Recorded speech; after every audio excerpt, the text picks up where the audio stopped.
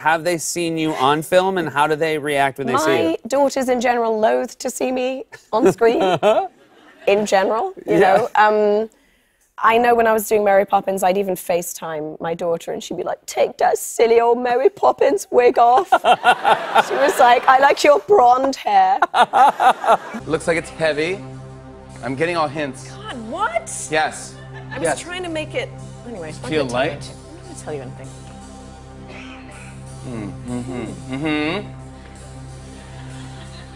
Oh, cool. I don't feel like you've accepted us, because I think as Americans, we, you know this now, you're an American, we always get the sense that when people come here from England, they kind of look down their noses at us. Oh, we do. Yeah, very much. Very much, because we're better than you. And now... But now I'm only half better than you have to... Yeah. It's an interesting thing. So, what? It's an interesting thing. So it actually happens to be, it's a record player with a pizza on it. Like, Camilla looks amazing, but... So he was there, your husband, John Krasinski... John was there. Was there with you. John said, I said, "John, did you enjoy the whole ceremony?" And he said, "I did. I was doing the best I could not to stand next to McConaughey in that courtroom and go, 'I'll rise, I'll rise, I'll rise.'" So you pulled a record player out of the box with a pizza that's on it and it's spinning. Like, and it's a pepperoni. Oh my goodness! You lie! You suck! You get to keep both my British citizenship and this, but you have to renounce her, but it's kind of typically American, not to be rude. But I had to renounce her in the room, but I don't actually technically renounce her, but it was like, they were like, "Just say it, you don't have to mean it, but just..." It was so perfect, you know?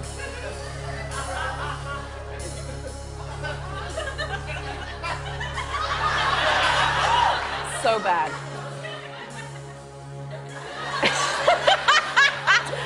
He's no dummy, Guillermo, over there. He's bilingual. Guillermo, did they do the whole thing with you where before the test on American history and the Constitution, they do like a background check test where they ask me things like, "Are you a habitual drunkard?" I love it. How do your nostrils, like, shake? What? You're like... Am I giving it away?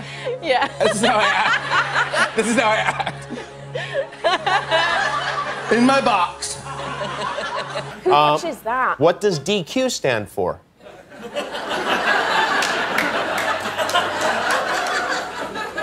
Someone's motioning something sexual to me over there. He was like this.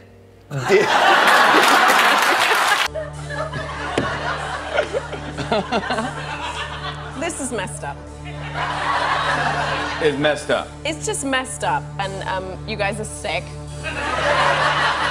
In his side and cold and macaroni. Yankee Doodle, keep it up. Yankee Doodle.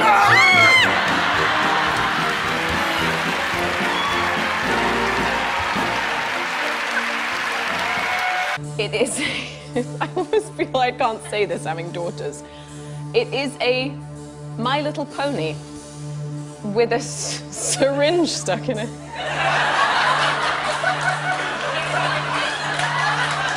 That is wrong. I tear down this path, and Tom's being very quiet behind me, and suddenly I just hear him under his breath as I approach the right-hand turn. I hear him going, "Break, break, break, break." Break, break, break, break, break, break, break. Oh God, and break, break, break, break. Oh, and break the car, break the car. And I left it too late, and so drove us into a tree. Interesting. You got a little bit more of your British accent on that one. A little mustard, as you say. If I sound like you, I have a problem. So we went through a few different ones, and then John found it, and we both really like old lady names, so. And how is she? I saw John sent me a come on. She's just stinking cute. It's My Little Pony with a needle in it. Yeah, I kind of gave it all away, pal. Oh, so sad. You lie! Yeah, Gary! And she said, damn, your baby is so cute. And I went, oh, thank you. She went, damn, she's awesome. She's so cute. And I went, Mabel, I think you say that to everyone. And she went, no, I don't. She went, when I know a baby ugly, I say, you had a baby. It's kind of a spin-off of Snow White, for those who have not seen this Huntsman. It is, yes. Series. Is this happened before Snow White, after Snow White? It's like a prequel that veers into a sequel. It's a new thing, guys. It's all the rage. I'm in labor. You're in labor. I'm not having a relaxing birth. Yeah. You're in labor. Attempting to give birth silently. And as you are giving birth silently, because the monsters in this film are attracted to sound. Yes, like acutely attracted. So. And my wife's about to have a baby, and it was not a good time to watch this movie. Listen, I did it silently. She can do it. She can do it. Charlize's son was on set a lot, and he was obsessed. He's obsessed with Frozen, so he really thought I was Elsa. Oh, really? Yeah, yeah. And did you dissuade him from that? No. And then he got really disappointed because he saw me in my sweatpants one day with the white hair on, and he just looked at me and he goes, put on your dress. So this is the first time you and John have worked together. Yeah. I'm assuming people have tried to get you to do things in the past. Well, they have, but we've sort of been offered every romantic comedy under the sun, but no one wants to see John and I kind of meeting in a film. Like, people wouldn't buy it. Yeah. Like, hey, I'm Meredith, and like, hey, I'm Paul, you know, it's like, it's never gonna... Yeah, that's true. Head-to-toe green screen, like a little green lizard, driving it. And it was just this awful thing where I'm sitting side saddle, which I decided to do, not to straddle the thing like that. So I was like, can I just do side saddle? And it's supposed to move like a bear. And so I'm just like this on it. Like... You know, we've always sort of been protective of each other's projects. And in this case, he got sent the script, and I had just had our second child, like literally just had our second child, silently. And I just remember coming towards Jessica Chastain, and she was like this. Like trying not to laugh, because she knew if she made me laugh, the whole shot would be ruined. And you're talking about 50 horses, 100 extras, the reset takes an hour. Can you do the ride again one more time? Because I'm hoping people will make a GIF out of it, and then... Are you a good person to bounce ideas off? Well, I mean, I thought I was, and then he, like, informed me that I had, like, a resting bitch face. Wasn't aware that that was a thing. I understand it was a hashtag or something, but... Must have, I mean, gotten in such insane shape. Was it at all intimidating to your husband? I mean... John, was John at all intimidated by this? I think John was scared that one morning he'd wake up and I was just benching him. Just lifting him up over your head. Good morning. Yeah. Yeah, I had heard it from a couple of directors that I'm very impassive when you're pitching me an idea. And his impersonation of me is when he's enthusiastically pitching me an idea that I just go like this.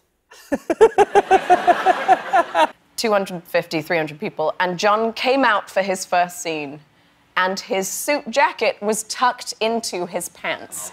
Into the back, like really tucked, like right in there. Like wedged. Yeah, wedged. Yeah. And I heard myself say, oh my God, no.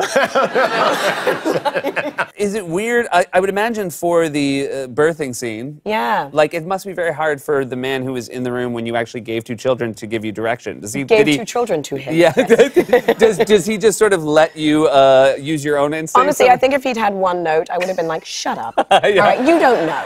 You know. He told me that the other night, his last line, and it's like the pinnacle of the play, it's a really intense scene, he turns to Hank Azaria and he says a line like, I think his line is, then they would be wrong. And he really says it. And then he heard someone in the crowd go, see, what does that even mean? I don't know why I started thinking like this. I was like, what would I do if this man attacked me? And you've been trained, yeah? Yeah, which is so lame. I'm sitting there planning my make-believe attack that never happened. But, so what would you do? I'd probably go for the balls, right? 'Cause